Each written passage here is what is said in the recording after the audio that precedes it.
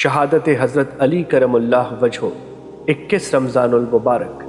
خلیفہ چہارم حضرت علی کرم اللہ وجہ کی شہادت کا دن 21 رمضان المبارک 26 جنوری 661 عیسوی بمطابق 19 رمضان سن 40 ہجری کو مسلمانوں کے چوتھے خلیفہ داماد رسول صلی اللہ علیہ وسلم حضرت علی المرتضیٰ رضی اللہ عنہ کوفے کی مسجد میں فجر کی نماز کے لیے تشریف لا رہے تھے کہ دو حملہ آور عبد الرحمن بن ملجم اور شبیب بن بجرہ نے آپ رضی اللہ تعالیٰ عنہ پر حملہ کر دیا۔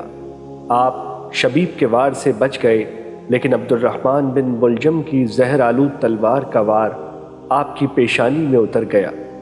اس حملے کی وجہ سے آپ زخمی ہو گئے اور اگلے 2 دن تک آپ زندگی اور موت کی کشمکش میں رہے، لیکن زخم گہرا تھا، چنانچہ جانبر نہ ہو سکے اور 21 رمضان المبارک کو جام شہادت نوش فرما گئے۔